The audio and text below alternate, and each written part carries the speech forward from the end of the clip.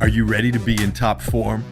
You're about to enjoy and be transformed by some killer life and business hacks that we've designed to improve everything from your marketing and management to your fitness, health, lifestyle, and even your travel. You're going to be looking good. Come and get it.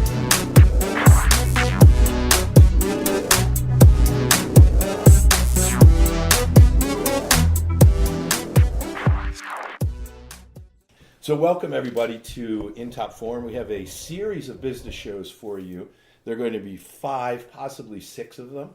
And you may wonder, why do we not know that?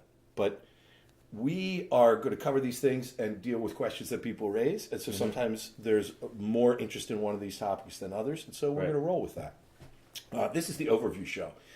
So what we're going to be talking about is why it's so important to understand the customer, client, patient life cycle for your business or your professional practice. So if you've landed here and you're listening to this and you own a business or operate a business or market a business or professional practice, virtually any size. I mean, we're not talking obviously about big brands here. This is a little bit different. But whether your business is 2 years old or 20 years old, whether your gross is $200,000 or $2 to $10 million, this particular piece of information we're going to be talking about is useful. So we're going to break down the life cycle of the client, customer, patient. Because if we can improve the customer or client or patient's experience at any one of these points, make it better for them, we're likely to reap some benefits of that. If we can make it longer, if we can increase the buying, if we can build the trust. So at each of these stages that we're going to talk about, there's an opportunity. So I should preface this by saying these are the way that you and I refer to these. That's right. And do you want to just run everybody through them, show them where there's some overlap and things, and then we'll have an overview. We could talk a little bit about the overview on this show, and then we're going to break them down one by one. Sure. And I think as we go through them, it's easy to start to attach labels and draw lines like this is marketing and this is sales and this is product delivery, which may be valuable, but what we're doing here is we're trying to step away from those labels and those demarcations so they can be more applicable to a variety of businesses without getting into that trap and saying, well, that's how Sam markets his business. Whereas this is at a higher level, like you said, it can apply to a $200,000 business, a $2 million business. It could apply to a membership or subscription type of business or to retail. So just if you start looking at here's how you originally get people interested all the way through when they buy and buy again and other things you have to do. Very powerful. And we can get very complex with this as well, but we're not going to do that yet. So step 1 or stage 1 in this flow is what we're calling attention and awareness. So this is, simply put, is like how do you get the universe, the marketplace of people that may or may not want to buy your services to even know about you in the first place. Yeah, because a lot of times people sort of have a creeping, unrecognized suspicion that they've got some kind of a need or a want or a problem. Right. They're not even really necessarily looking, so sometimes it's hard to break through. Other times people are, they're actively looking, but they might not know about you. Correct. Okay. So now you've caught my attention. You've stopped me in my tracks. I'm looking at you. What happens next? Now we have to start what we call building rapport, right? So I think not to say that you can't shorten the buying cycle like we were sort of talking about beforehand. But many times people, they jump from the attention awareness to trying to pull the trigger and make the sale right away. And that can happen very fast. There are usually a subset of hyper buyers that are either super fast or want to buy a lot of stuff. But just because it's happening fast doesn't mean all the interim steps aren't still happening. They're just happening in a really accelerated way. And by the way, that's not always the best. Sometimes people buy and then they want to return the product or opt out of the service. So each of these stages have their place. Exactly. So step 2 is what we're calling building rapport and starting the consumer education process. And by the way, we have this little intro show. Those topics, getting the attention, building awareness, and then rapport and education, those will probably be the first show, if you will. We're going to examine those in more detail. Okay. Step 3, continuing with the education piece. So it's educating, building trust, and then what you call indoctrination and building trust through indoctrination. So That's interesting because when people hear or think of indoctrination, they might have like a negative connotation to it, but it isn't that at all. And I think the way you put it is look, this is what we're talking about, and this is how we do it. This is, our subset of experience and, maybe unique technology skills that we have. This is how we do it. This is why we think it's the best way to do it. And maybe it's a good fit for you, maybe it isn't. Yeah. And so I use the word indoctrination, which for a lot of people watching, it could have a negative connotation. Yeah. I use it very deliberately because people go, whoa, wait, hold on a second. Is that what I'm doing? And I understand we could give this lots of other labels. Right. But I've chosen indoctrination because we are telling them a little bit about how we view this. Right. If we've laid the basis of trust and rapport fairly thoroughly, then people are going to want to work with us, and they're going to say, well, am I willing to work in that way? Because if we just take everybody that wants to work with us and we don't tell them how we're going to do it, there's going to be a certain number of people that are dissatisfied. And if we're building a business or a professional practice to utilize the leverage of systems and really refining how we do things, then we probably aren't a great match for everybody, and you're going to have a lower level of excitement and satisfaction, which will matter later. And it comes down to building trust. And really the only way to build trust is to meet and hopefully exceed people's expectations. At each stage, even before they buy, because we haven't gotten to buy yet. We haven't even gotten to buying yet. And how am I going to meet your expectations if I'm just guessing what they are? You don't know what to expect. I don't know what to expect. And indoctrination, I think, is about getting those two things on the same page. And we'll, in that indoctrination show, which will probably be the next show, right, we're going to talk about how you both indoctrinate people and actually use that to build further trust. Right. Because here's the thing. If you tell people how you do it, and you do it that way, you've met their expectations or exceeded them. Rather than jolting them, they came in without understanding or expecting something different. Right. So you're actually going to build trust. Now we get to the moment we've all been waiting for. Purchase. Somebody's buying something. Somebody wants to buy something. And then amazingly, people sort of fall into two camps, right? They try to get to what we're calling step 4 here too fast, or they never do it at all.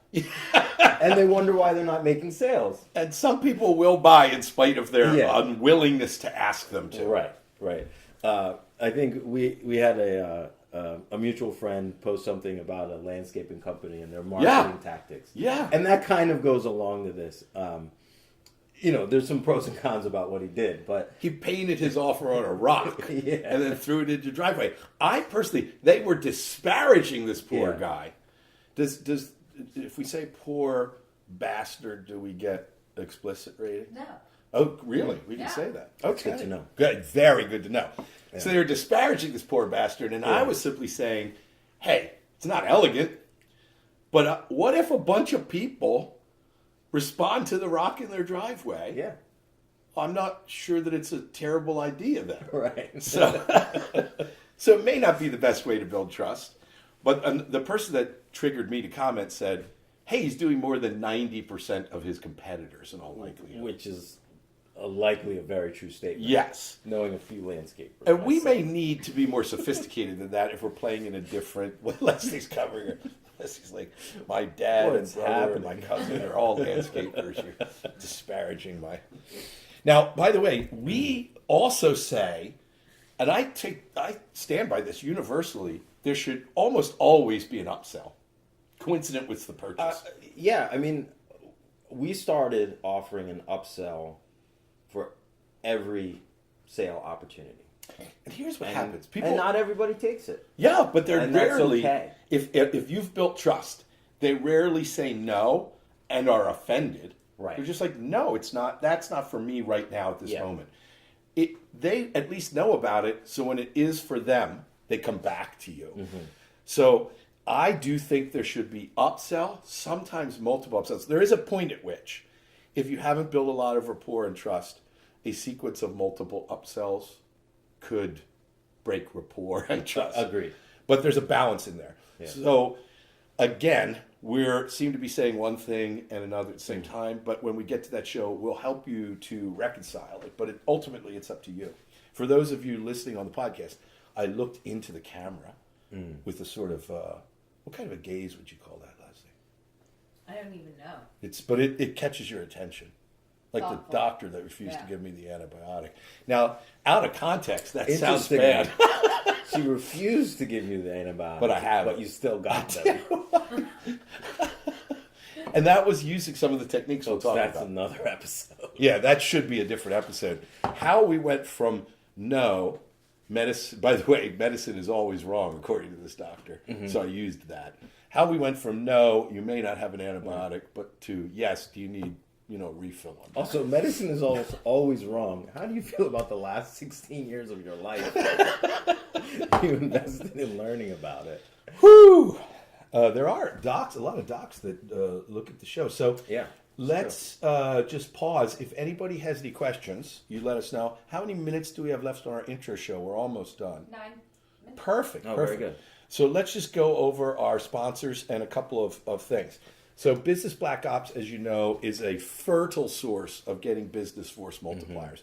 We have live events. We have online training. We have monthly coaching calls. We have a monthly intelligence briefing that takes everybody, like if you want strategy, tons of strategy in there. You want tactics, tons of that. You want a swipe file? Swipe file. We do say that if you use the swipe file, you're better off using it if you've read a little bit about the strategic stuff. But very, very powerful things. We are building out a series of teams, and everybody in that group is super supportive of one another. So it's great. All you have to do is dial 610-933-8069. You can get a back issue or two to make sure it's right for you. Oh, nice. And if it is, then we will take your money every month. It's not terribly expensive either.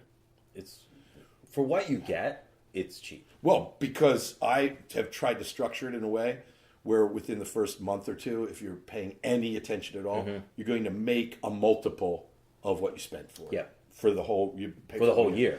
So anyway, there's a tactical pen. I carry this with me even when I fly.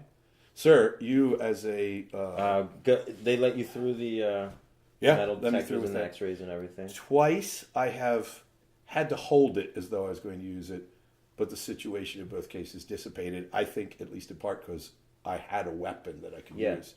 So if you want one of these and you want to be trained by Grandmaster Somnath, Sikdar, and myself, either live if you come to the event or with some videos, you just give Lisa a call. Yeah, We're going to send you absolutely. a tactical pen if you subscribe, along with a couple of other goodies, and you can get a $29.95, a almost $3,000 event for free if you are the right level of subscriber. That's right.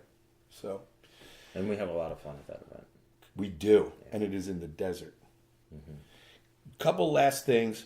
We then go to ongoing education, and you might be saying, "What's this about?" This is all about retention. Right. Because whether you're selling someone a subscription, or whether you're selling them something they only buy so often, or whether you're selling them some physical thing or a service that they buy periodically, keeping them in the family longer is really valuable to you, and it enhances their experience. And then what happens, sir, at the next level is these two things. So take us through those, and then we'll... So the last stage we have here is what we're calling advocate and referral. So this is something that I think people are always looking for and can be hugely valuable to their business. Is you have those people that have gone through all of these steps. This second to last step of consumption, they become what I've seen called a super user. Mm-hmm. So they are like really, if it's a subscription, they're not only staying active on their subscription, but they're actually reading or using whatever it has to be, whether it's a membership or a newsletter or a briefing type of thing. And even though they don't work for you or they're not a marketing agent, it's as if they are, because they're always talking, they're referring, they're sort of sharing some of the values of their organization. They're excited about what they're doing. They've acquired some sort of perceived status by using your product. So all of these things are often called like becoming a brand ambassador. Once they're a brand ambassador, they're more likely to give you referrals. When they're more likely to give you referrals, your acquisition costs go down. So there's a whole lot of good stuff happening. Yeah, your margins go up. And if you are using education to both excite them, take away the risks, enhance their status when they make a referral, take away the risks of making a referral, and educate them about the kind of people that they should be bringing in or organizations, then you're going to get these really good clients, customers, patients with very low acquisition cost. And then that often triggers the final thing that we're going to talk about, which is that our original client, patient, or customer will repurchase. Right. And we want to make a distinction when we get to that between just necessarily repurchasing the thing they purchased from you before, which may or may not exhaust, versus repurchasing something else. You should be looking for both, presumably. Right. You may need both. So that's the overview of these 5 or 6 shows that we're going to have. We hope you guys stay on with us. Oh, Brian Slater's on. Welcome, Brian. So if you would like to know more about Business Black Ops, just call Lisa at 610-933-8069, and she'll tell you about all the advantages and all the bonuses you could get. You can certainly get a free issue of the Business Black Ops Intelligence Briefing. You might, if you talk to her in a very nice way, also get access to a coaching call or two, which are fabulously valuable.